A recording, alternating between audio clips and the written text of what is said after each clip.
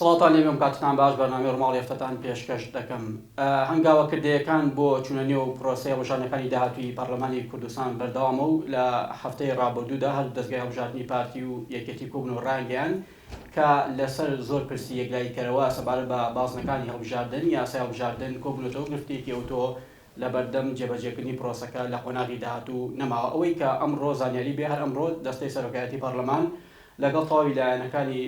پێکهاتەکان کۆ دەبێتەوە بۆ وەرگرتنی ڕاوبۆچینی ئەوان لە سەرکۆی پرۆسەکە کە ئاخۆ ئەوان پیان باشە پرۆسنەکە چۆن بەڕێوە بچێ بەتایبەتیەوە کە پەیوەندی بە جۆر و شێوازی بازنەکانی هەڵبژاردنەوەیە هەموو ئەمانە حتمما لەگەڵ وەرگرتنی ڕای پارتی دیموکراتی کوردستاندا سەر ئەم پرۆسەیە کە ئەوان پیان باشە چۆن بێت و دوای هەنگاوەکان بۆ بەڕێوەچوونی پرۆسەکە بەکوێ گەشتووە هەمومان دەکەمەتەوەی وەڵامی زیاتر لە بەڕێز کاک عومەر قدر ئەندامی مەکتەبی ڕێخستنی سلێمانی هەڵەبجە ڕاپەڕینی پارتی دیموکراتی کوردستان وەردەگرم. کاک عومەر سپاس بۆ ئەم دەرفەتە بەخێر. زۆر سپاس بە جەنابتان. دوایین ئەپدەیت و زانیاری لەسەر بەڕێوەچوونی هەڵبژاردنەکانی خودی داهاتووی پەرلەمان بەکوێ گەشتووە لە ڕووی سیاسیەوە هیچ بربەستێک هەیە کە شانی ئەو بێت کە پرۆسەکە دوا بخرێت یاخود وەکەوەی کە باز دەکرێت لەم ساڵدا ئەنجام نەدرێ؟ زۆر سپاس بۆ جەنابتان و بۆ کەناڵە جوان و خۆشەویستەی سلێمانی.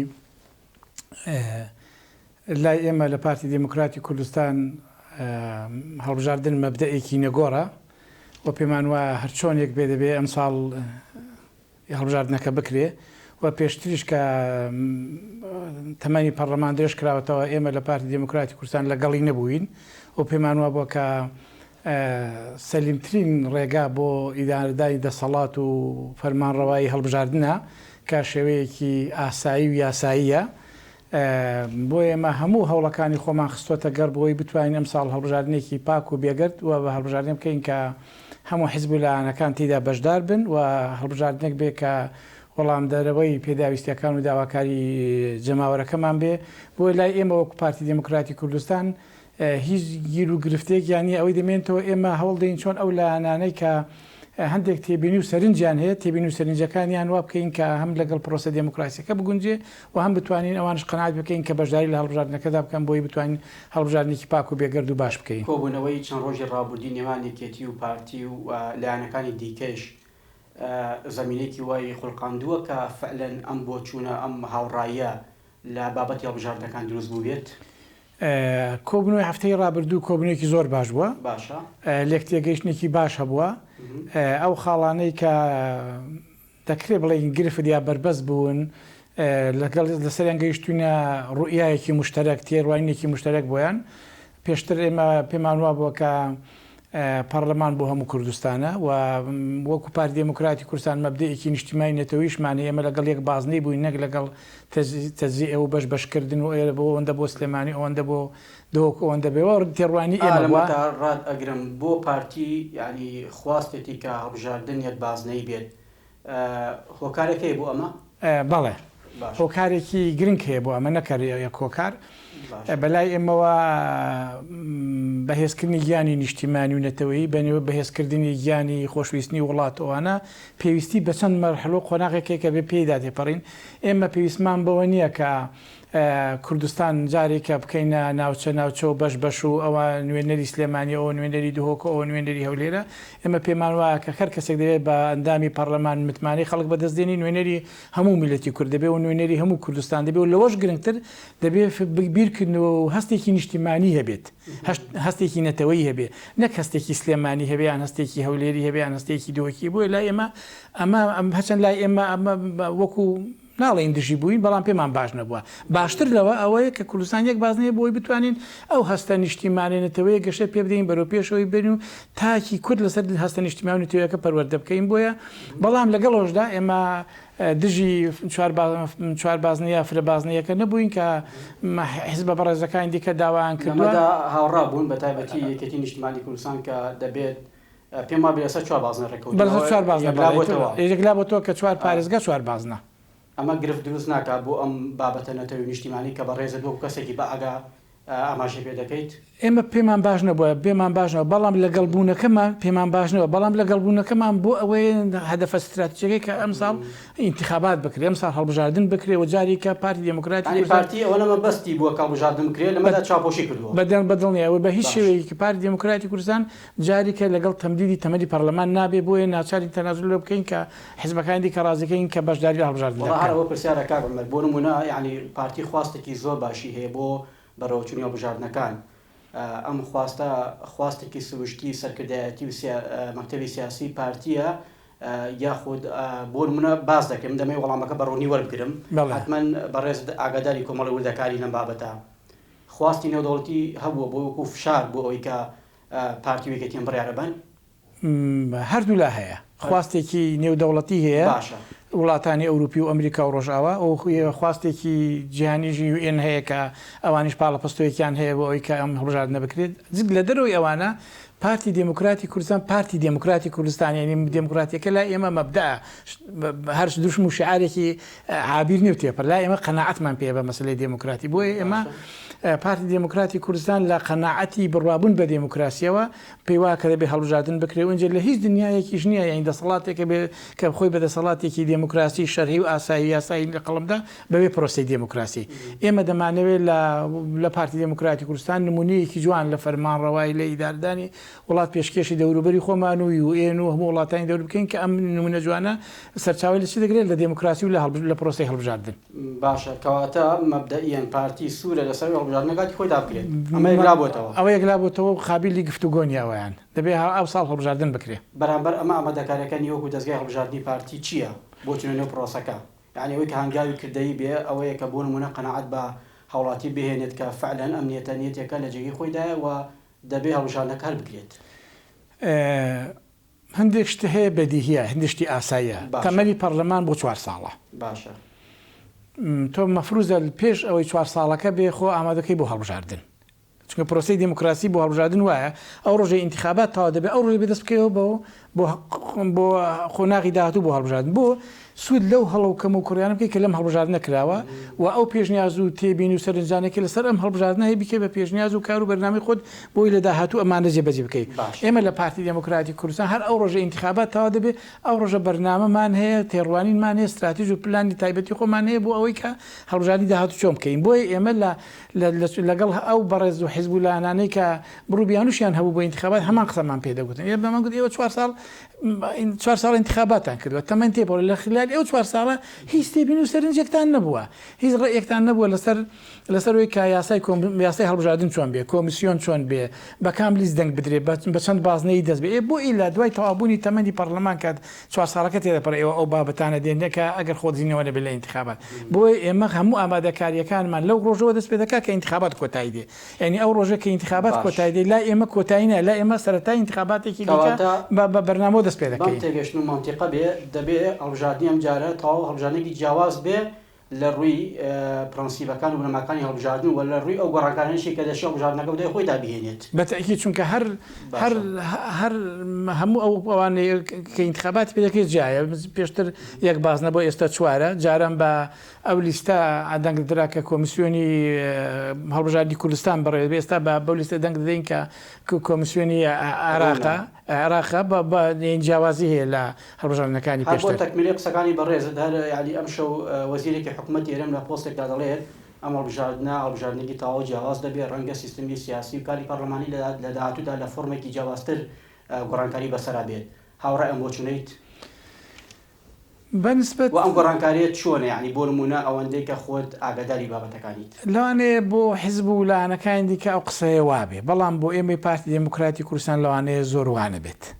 ئێمە جیاین لە پارتی دموکراتی کوردستان جیاین لە هەموو حیزب و لایەنەکانی دیکە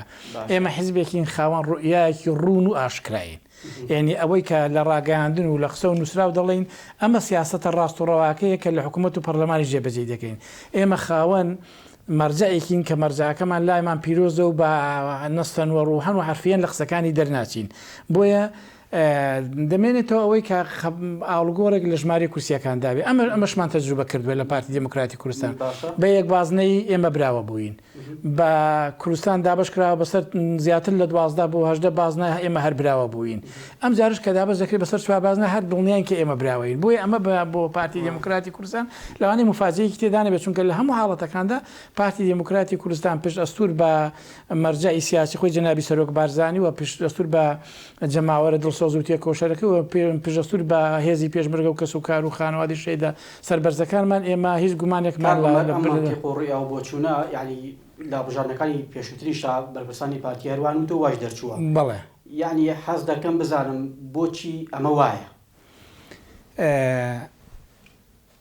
ئەمە پرسیارێکی گرنگە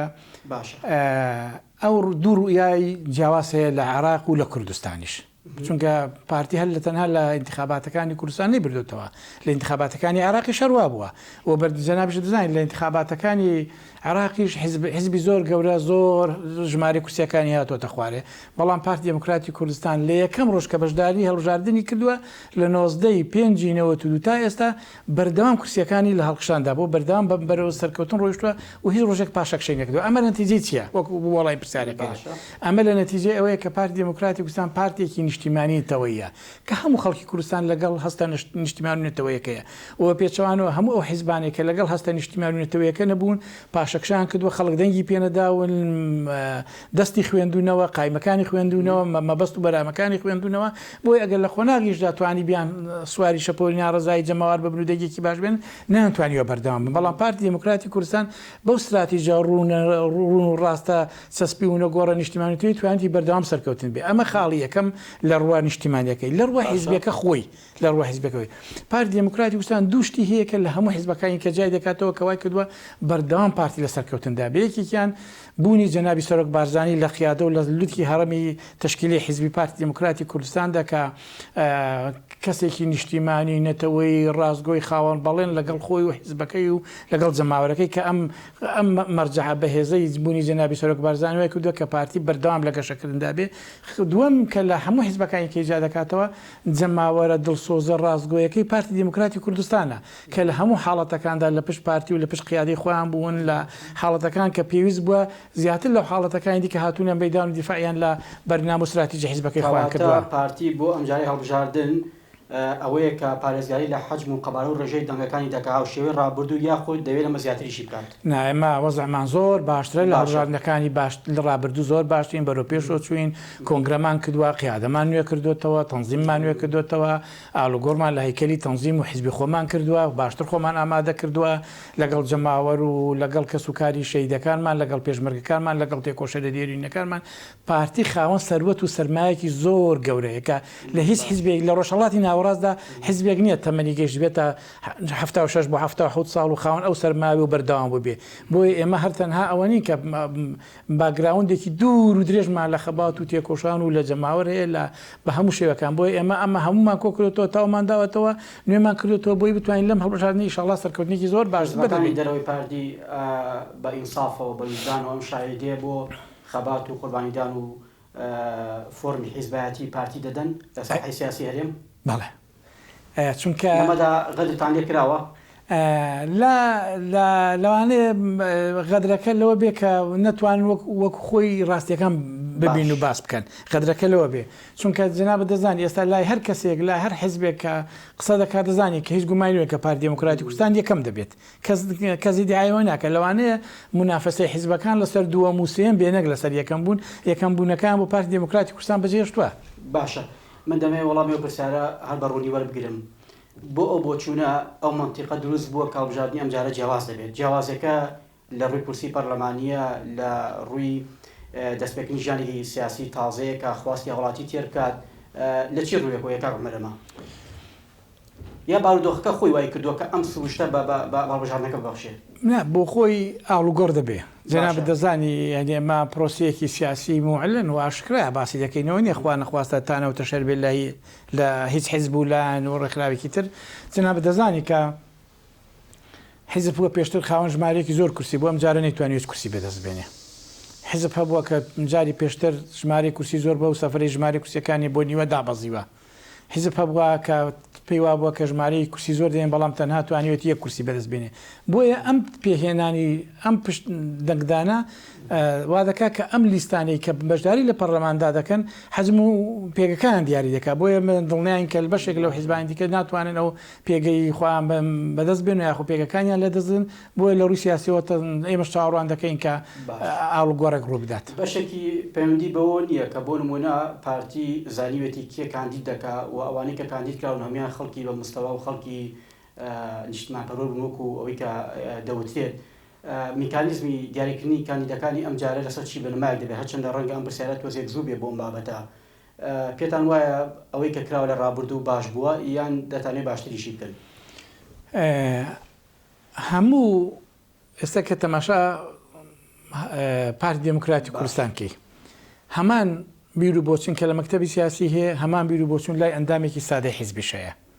هەمان قەناعەتی لای هەواڵێکی مەکتەبی سیاسی هەیە هەمان قەناعەت لای ئەندامێکی خوارەوە لە حیزبیشەیە خۆ ئەمە لە خۆی نەهاتوو ئەمە لە پەروەردەیەکی دوور و درێژی پارتایەتی لە پەروەردەیەکی دوور و درێژی حیزباتی لە پەروەردەیەکی زوور و درێژی نیشتیمانیەتەوەی هاتووە بۆیە پارتی دموکراتی کوردستان هەموو کات چاوی لەسەر کادیرە باشەکان لە ڕوە نیشتیمانیەتەوەکەی بۆی تەمسیلی قەزیەی کورد بکەن چونکە پارتی پەیوانیە کە کەسێک لە پۆستێکی پەرلەمانیان حکومیدا دەبێت تەمسیلی حیزب دەکات ئەو پێیوا نوێنەراتی گەلەکەی نیشتیمان وڵاتەکەی خۆی دەکات بۆیە بەلاوە گرنگە کەسە نیشتیمانیەتەوەیەکان بێنە پێش و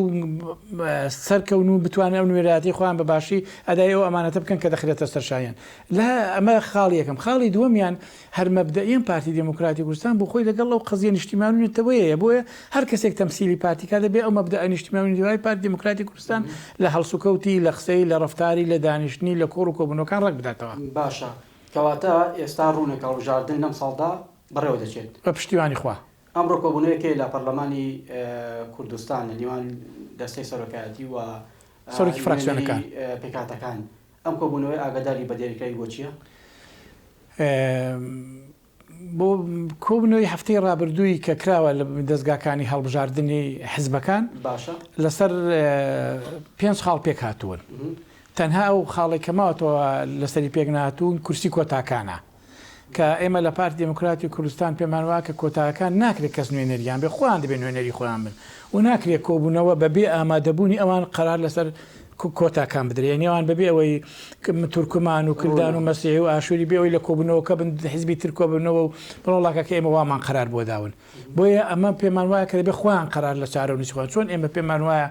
چەند ساڵە قەدرمان لێ کە ڕێگانە دراوە کورد بۆ خۆی مافی چاری خۆنووسین بۆ خۆی دەست نیشان کە مافەکانی خۆی بۆ ئەمە بۆ تورکمانی ڕاستە بۆ کلد و ئاشور ڕاستە بۆ مەسیحیش ڕاستە بۆیە ئێمە پێمان وا بوو کە دەبێت ئەمە ئەم بابەتە بە ئاگاداری UN و بە حەزوری سەرۆکی فراکسیۆنەکانیان کە لە پەرلەمانن لەگەڵ دەستەی سەرۆکایەتی پەرلەمان و بە حەزوری فراکسیۆنەکانی دیکەی کە لە دەسەڵاتدان ئەوانش حەزیان هەبێت و بخوان بڕیار لە ئەوەی ڕوونە بۆ منە یەکێتی و پارتی لەگەڵ گۆڕان ڕێکەوتون لەوەی کە بازنەکانی هەڵبژاردن 4 بازنە بێت بەڵێ و پێکاتەکانیش داوای یەک بازنەی دەکەن بەوەی کە حەجمی کورسەکان و ژمارەی دەنگدەرانیان بەراورد بە حیزبەکانی دیکە کەمترە بۆی کە مافیان نەفەوتێ کەواتە ڕابۆچوونی ئەوان لە دوای ئەم ڕێکەوتنی یەکێتی و پارتی گۆڕان وا دەکات پێداچوونەوە بە سیستمی بازنەکانی هەڵبژاردن بکرێت یا خودەوان بە پاکێجێکی تایبەت مامەڵایان لەگەڵ دەکرێت بە پاکێجێکی تایبەت مامەڵایان لەگەڵ دەکرێت ئەمە مەبدەئیان ئێمە لەسەر پێکاتوین کە کوردستان 4 بازنەوێت بەڵام بۆ بڵین ناویان لین کە منەتەوایەتیەکانیان ئەقەلیات بڵین مەبەستمان تورکمان و ئەوانە بێت پێکاتوین ڕێی وایە کە ئەوان خۆیان داوا دەکەن نەک ڕێی پارتی دموکراتی کوردستانیان ڕێی کەسێک چونکە پێیان دەوێت خۆیان ڕێی خۆیانە بێ خۆیان خەوان بڕێر خۆیان بەخۆی بەڵە تلیان تەداخولکە خۆیان لە ئەوان ڕێیان وایە کە کوردستان یەک باز نەبێ چونکە داتاکان دیارن مەسەن لە سلێمانی چەند ماڵی تورکمان هەیە چەند ماڵی مەسیحی هەیە چەند ماڵی کلد و ئاشووری هەیە ئەمە ناکرێت لێرە بۆ خۆی بەپێ ئەو داتانەی کە من بیستومە لە سلێمانی 56 ماڵی مەسیحی هەیە ئێخۆ ناکرێت بەو 50 کاندیدێکیان پێ دەرچێت لەو بازنەیە وایە یعنی ناکرێت و ناکرێت لە شوێنی کەشکە زیاتر لە 1500 ماڵ هەیە بەراورد بکرێت بۆ 58 ماڵێکە لێرە هەیە بۆیە ئەمە کوردستان یەک باز نەبێ بۆ ئەوان هەڵبژاردنەکە باشتر دەبێت و باشتر ئەگەر بەم شێوەی ئێستا بەڕێوە بچێت ئەمە لێدانە لە پێگە و چۆنەڵی لایەنی دەنگدەری پێکاتەکان ئەمە لە ڕووی سیاسیشەوە خراپیەکەی یوئێنش ڕێی وەکە ئەو ڕێی ئێمەوە کە ئەمە تەمیزی عنسوریە چونکە داوایەکی ناشەرعیە کە لیستێکی دەنگدان تایبەت بە خۆشیان نەبێ یعنی لیستی تۆماری دەنگدارانی تایبەت بە خۆیان نەبێ کە ئەمە تقریبا لێستا لە جیهاندا باوی نەماوە ئاساییە تورکمانێک دەنگدا بە کوردێک دەرگا بە تورکمانێک مەسیحێک دەنگدا بە تورکمانێک دەنگدا بە ئاشوریەک یعنی ئاساییە چونکە بۆ پرۆسی دموکراسی چۆنە ئەوە نیە لە وڵاتان دەڵێن کاکەوە کێشەی ڕەش پێست و سپی پێستەیە ئەوە نیە دەڵێن کێشەی فڵان نەتەوە بۆ فڵان نەتەوە هەیە بۆ ئێمە لە کوردستان ببینە ئەو چاولێکەریە ناشرینە بۆیە باشتر وایە کە ئەوان خۆیان چۆنیان وەکو ڕێی خۆیان کە پێیان وە کوردستان یەک باز نەبێ و ئازادیش بێکە دەنگیان پێدەدا ئەمە تەناقوز لەگەڵ یاسای هەڵبژاردنەکان دروست ناکات لەمە بە پێچەوانەوە نابێتە خەلەل و گرفت لە هیچ خەلەل ولا پەرلەمانی عێراق وا بوو لە هەڵبژاردننی پەرلەمانی عێراقی بۆ کەمانەتەواتیەکان هەموو کوردستان هەموو عێراقی یەک لیست بووە مەسیحیەک لە دهۆک توانی دەنگ بە بەغدا بدە و بەغدا دوای دەنگ بە بەسڕە بدە بەڵام بۆ ئەوانی دیکە بازنەکان دیاریکرا بوون. دیکە بابەتی تۆماری دەنگدەران بوو کە ناکۆکی زۆری لەوان لایەنە سیاسەکاندا دروست کرد بوو ڕوونە ینی تۆماری دەنگدەرانی داهاتووی هەڵبژاردنەکان لەسەر چی بنەمایەک دەبێت پشت بەچی ئامارێک دەبەسترێت لە عێراق لە هەرێم پێم وابێت کە زانیاری بێ و بە من گەشتووە کە سجلی ناخیبینی دەنگدەرانی عێراق دەکرێت بە بنەما بۆ هەڵبژاردنەکانی ئێرش ئەو تۆمارێکە لە بەغدا هەیە بەڵێ ئەوە ئەویژێکی دیکە لەو گرفتانە بووە کە گفتوگۆی زۆر لەسەر کراوە باشە ئێمە پێمان ئاساییە و لەسەری شڕێککەوتوین کە بە پێی تۆماری دەنگدەرانی عێراق بێ چونکە پێمان وە پارتی گرفتی لەگەڵ تۆماری دەنگدەران نیە ئێمە بەو تۆماری دەنگدەرانی بەغداش انتخاباتمان کردووە هەر پارتی یەکەم بۆ دوو هێندی حیزبەکان کە دەنگی هێنا ئەو حیزبەکان دیکەش هەر بۆ تۆمارە انتخاباتیان کردو و نانتوانیوە کورسی بەدەست بێنن کەواتە بین و گرتن چیە لەوەی کە بە تۆماری دەنگدەرانی کوردستان بیان بە تۆماری دەنگدەرانی عێراق بێ چونکە ئەو تۆماری دەنگدەرانی عێراقیش لە ئاماری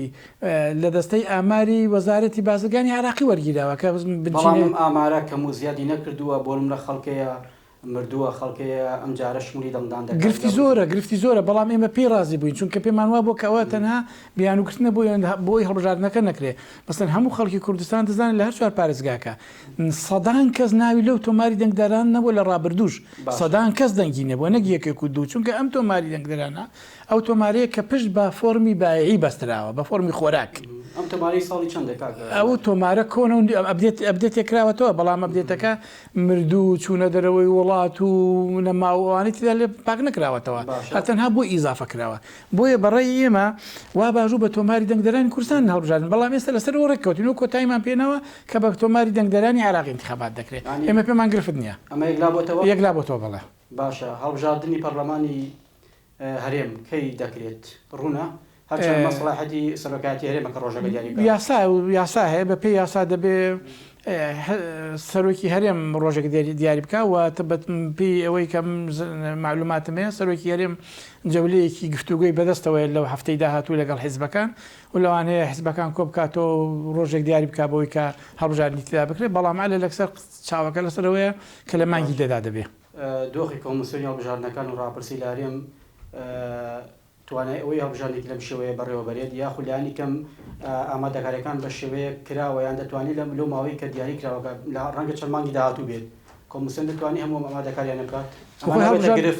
هەڵبژاردن کۆمسیۆن دەیکا باشە کۆمسیۆنی ئێمە کۆمسیۆنێکی کۆمسیۆنەکە هەم ماوەی بەسەر چۆوە هەم نقصانیشیە لە ئەندامەکانیدا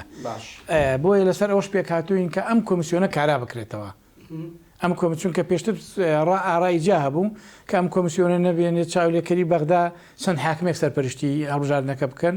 یاخود ئەمانە بگۆڕێن و خەڵکی دیکە لە شوێنیان دابرێ ئێستا لەسەرەوە پێک هاتووین کە ئەم کۆمسیۆنەی هەیە کارا بکرێتەوە ئەم کۆمسیۆنە نوێنەری حیزبەکانی تێدا بە پشتبەستن بە هەڵبژاردننی ڕابردوو بە هەڵبژاردنەوە بۆیە هەر لایەنێک ئەم کۆمسیۆنە ئازادەکە نوێنەرەکەی خۆی دەگۆڕێ یان نوێنەرێکی تازە دەنێرێتە دەنێتە ناو کۆمسیۆن هەر کۆمسیۆنەوە خۆی دەمێنێتەوە بەڵام